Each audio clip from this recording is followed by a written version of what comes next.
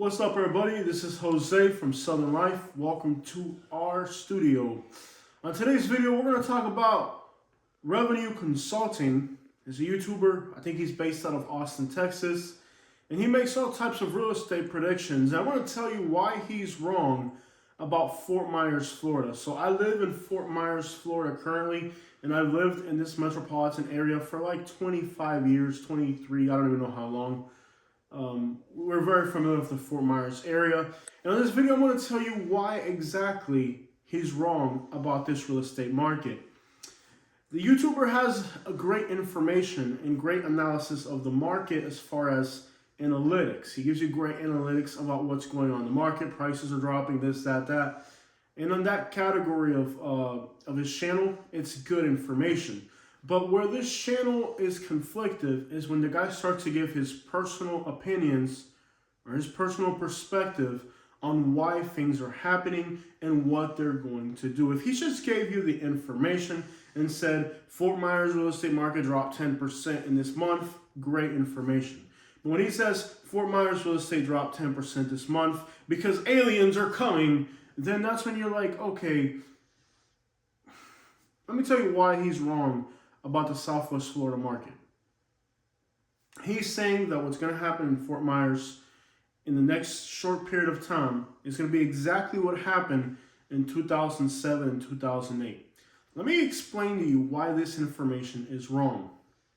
In 2007 and 2008, I lived in Southwest Florida, and a builder would approach you and he would tell you, hey, if you buy this particular house from this particular realtor in order this particular model, I'll give you $20,000 cash. Okay? So and keep in mind, back then there was a lot of people that were fresh off the island. They were fresh off the boat, okay? They didn't care about their credit score. They don't care about their financial future. Kind of like the PPP scammers now, they don't care about what happens to them in the future. They just care about a quick come up right now. So in that 2007, 2008, you had a lot of people that were looking for a quick come up right then, right now.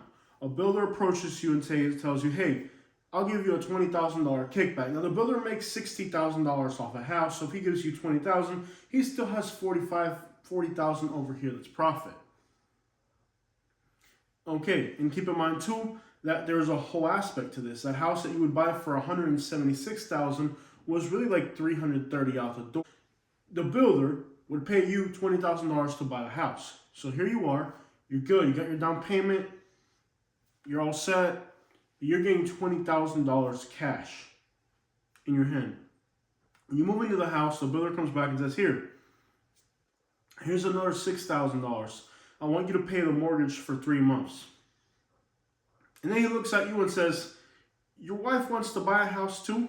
Or your family member, anybody here? Oh, my wife hasn't bought a house yet. Let's sell her a house. But this time, I'm not going to give you $20,000. Now I'm going to give you $30,000. So he gives you the $6,000 for the next 3 months of the house you just bought. And now he's also going to give you $30,000. So he's giving you $36,000 cash. And then you're going to use that money to buy another house under your wife's name. So now your wife goes and she buys a house. So now this builder effectively stole $120,000 from a bank in conjunction with the buyer and other people in some type of way. And that is why in this metropolitan area, when everything went to crap, it all happened to be that you had thousands possibly of buyers who did this. So when the economy goes to crap, it was because there was people who were buying houses, they were getting paid to buy these houses. People who were for the most part fresh off the boat, didn't care about their credit, their financial future. Some of those people actually held on to their houses, but a lot of them were in it just for the kickback schemes, and a lot of those people were the ones that led to the market crash. Now, let me tell you why that's not going to happen right now. Because the people that are getting those kickback schemes right now are staying and paying their mortgages. If that scam was I don't think it exists right now, but if this type of kickback scam with the builders did exist in this market, those people would still hold on to their mortgages because it's still cheaper than the rents. Now, could there be a decrease in values in markets? Sure, definitely. Is it going to be a 45% drop like it was in Naples and in Lee County, Fort Myers in 2007, 2008? It's not going to be that, okay? Because back then, the population of Southwest Florida were two main groups. One was elderly people who came here to live the last 5 years of their life. And then the other group was people that recently came from the Caribbean islands. Those are no longer the major groups in Southwest Florida. If you haven't been in Florida in a while, it used to be that, let's say up to 2014, 2015, it was mostly elderly people that would come to Florida to live out their last years. Now you have people that still got 20 years in front of them that are coming to Southwest Florida. They may have kids they're putting through school. They may have just a lot more life in front of them. They're not coming here to buy a house with a mortgage and live it for 3 to 5 years until they pass. That house is then in a trust, which means when it hits the market, they're going to sell it as quick as possible because they have to distribute that money. That's not what's happening in Southwest Florida right now. What's happening in Southwest Florida right now is that somebody buys a house for $780,000 and 2 years later, they've made a $300,000 profit. They pocket that, and then they use that to buy a house cash somewhere cheaper. And they keep working that money. But that money was initially mostly a finance home. So I'm going to finance a home for a certain price tag. They'll buy this house. Once they're $200,000 or $300,000 in the green, they sell it and they pocket that money. Okay? And these are not people that are coming to Florida to live out their last days. They're people who have kids, families. They're young. They got life in front of them. And those people now make a much larger percentage of the buyers.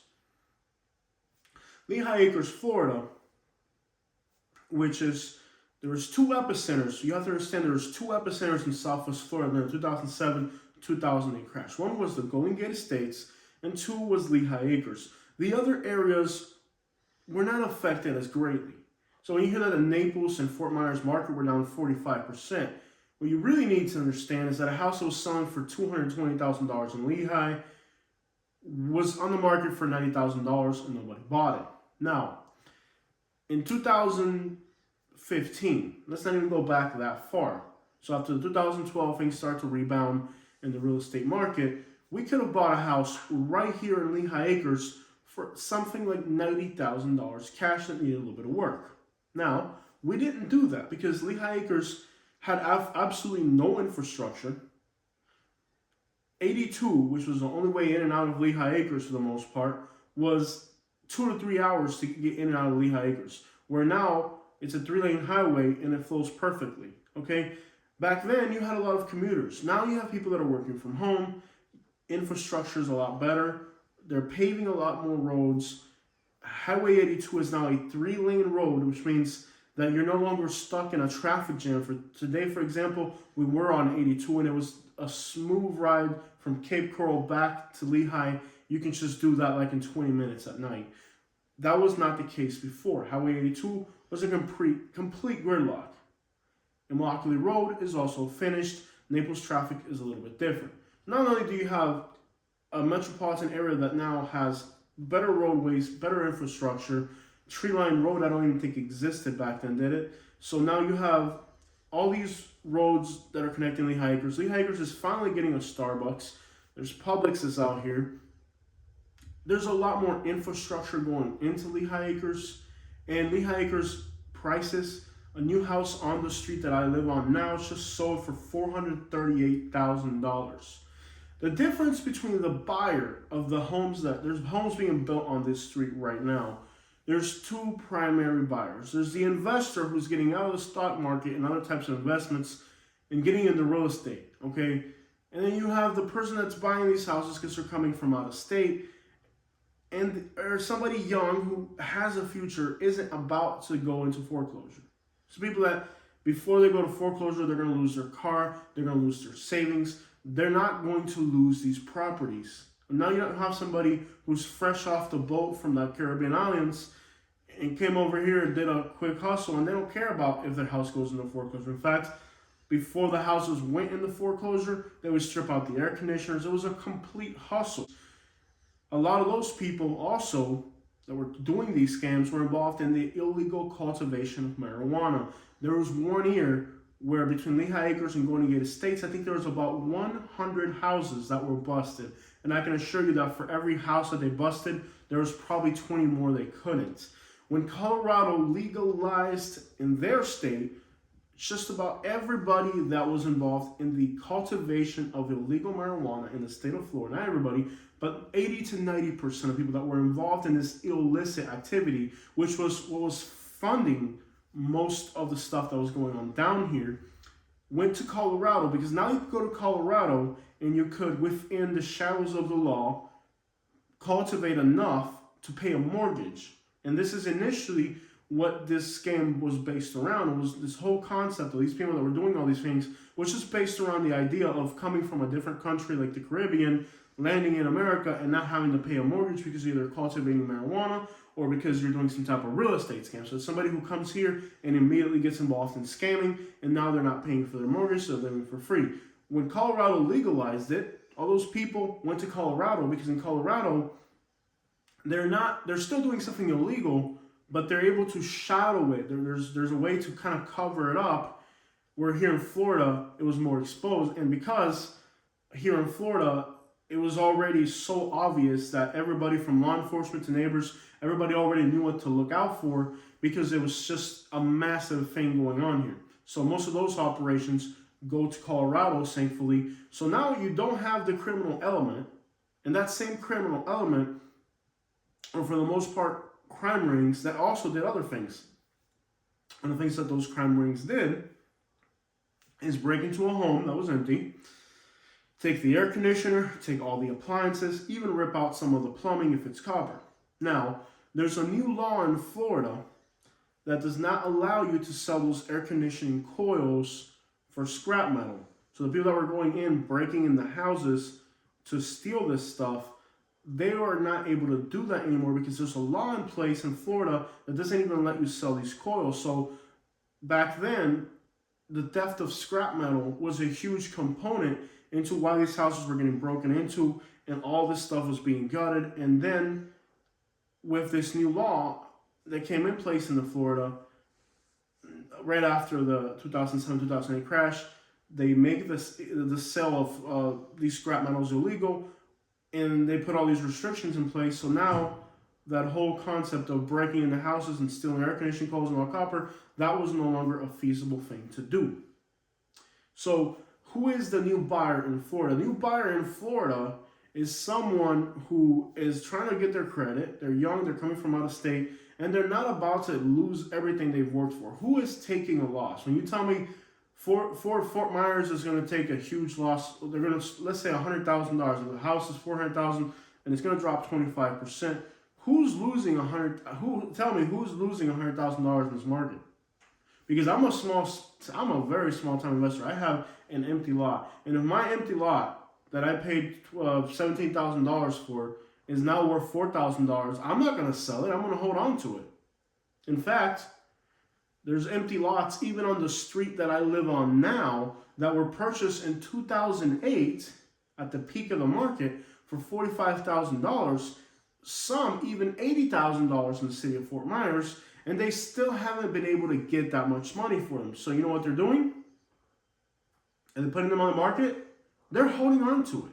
There's money here in Fort Myers and Lehigh Acres that was spent in the last peak at $80,000 a lot, at $45,000 a lot, and they still haven't been able to get it to this day. So you know what they're going to do? They're going to wait until the prices continue to climb. And when the prices hit a certain price tag, then the land is worth it, and they're not going to put the lot on the market. What they're going to do then is they're going to build a house on that lot so that they can make up the money they invested plus the profit of building a house on that lot. So you don't have the same criminal element, you don't have the same laws, you don't have the same buyers, you don't have the same scams that were going on back then. You have a completely different buyer. And Southwest Florida is no longer elderly people and young people that are fresh off the boat. Southwest Florida is a much more diverse economy now. There's people here from all types of places, and these people are not going to take a loss on a property. And they're not coming to Florida for an investment. A lot of them are coming to Florida to live. Florida is a very transient place. A lot of them after 3 to 5 years may not like Fort Myers, and they may go back to wherever they're from. But you know something? There's one thing that isn't going to change, is that there's still more people coming. So right now, we're not really going to face the same exact scenario as 2007 and 2008. Okay? And the concept that this revenue consulting guy is putting out there of scaring people from certain markets or making people in those markets sell, dude, that's not what you're supposed to do as a YouTuber. As a YouTuber, your responsibility is to give people information so that they can make wise decisions. But when you start to interpret that information and you start to talk about a market that you don't understand, now you are a source of misinformation. And I want everybody to know that watches his channel, watches my channel, because he shows up on my related channels. In other words, my subscriber base and his subscriber base are the same. They overlap. A lot of people that watch me watch him. In fact, I found out about his channel through my subscribers. And what I want you guys to know, if you're watching this guy's channel, is yes, he's giving you accurate information about what's happening. But when he's making these predictions about what's going to happen, he has no idea what he's talking about. He has no idea why in 2007 and 2008 that happened in Southwest Florida. And the other place that had this happen as well was in Las Vegas. And I don't know if you know this, but just the same migrant communities that are in Southwest Florida happen to also be present right there in Las Vegas. So this guy is putting out information about crap he doesn't understand, things he doesn't know. And what's happening right now is that builders are no longer just happy making $40,000 or $60,000. They're trying to make $80,000. They're trying to make $100,000. And that's where we're at right now. And they just cleared a bunch more lots. Now, could they be clearing a bunch of lots because they're going to build more houses, because they have more buyers? That's definitely possible. But could they just be clearing these lots to kind of prepare for changes in the future? Are they just doing it just to do it? Who the crap knows? So there's still a lot of growth happening in this area. Now, a lot of the houses that are hitting the market are not being bought out by people from other states. A lot of them are actually turning over into rental properties. Now, that could indicate a few things. It could indicate that there's no more buyers. But if there's no more buyers, then why are they still building more? Interesting question. It's also possible that they perceive that in the future, these houses are going to continue to be worth more money. And if that's the case, then by holding on to these houses now and overbuilding now, they'll be prepared for whatever scenario takes forth in the future. We don't know that. Can't make a prediction on that because we don't know. But anyways, if you're watching Revenue Consulting, I want you guys to know that this guy has absolutely no idea what took place in 2007 and 2008 that caused this metropolitan area to be the worst hit. And what caused this area, 2007, 2008, to be the worst hit was because this area was absolutely covered with scam in the real estate market. And a lot of the houses that were built in the procedures that I told you. And like, didn't matter how old you were, like where you were, like they were just trying to shove a house in your throat and pay you to buy a house, specific model, specific things. And that is what led, and everybody in Southwest Florida knows this.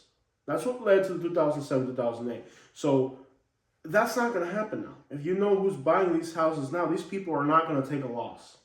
You know, some of them may take it, but overall, it's not somebody fresh off the boat who's going to lose. My question to anybody that wants to wonder if that's going to happen again, if that scenario is going to happen again, is who's going to be taking these losses? Because I have an investment, and I don't see me taking that loss. A lot of the people that own lots here, the bottom 2007, 2008, they're still holding on to them. They're not taking the loss. A lot of people are just now, in this peak, getting rid of the properties that they bought during the last peak. There it is. Check it out from Southwest Florida. I hope you guys have a beautiful day. Those are my thoughts and opinions about Revenue Consulting and his predictions about Fort Myers. I think he has absolutely no idea what's happening in the market down here. And I would appreciate if you stop misleading people that are moving down here. I believe that no matter what happens in the real estate world, Southwest Florida is a better place than anywhere else, and people with money are going to land here no matter what. Even if the whole world goes to crap, people with money are going to continue to come down here because this is a better place to live. The weather, crime, safety, you can't replicate that. So check it out. Southwest Florida. Those are my thoughts on Remedy Consulting.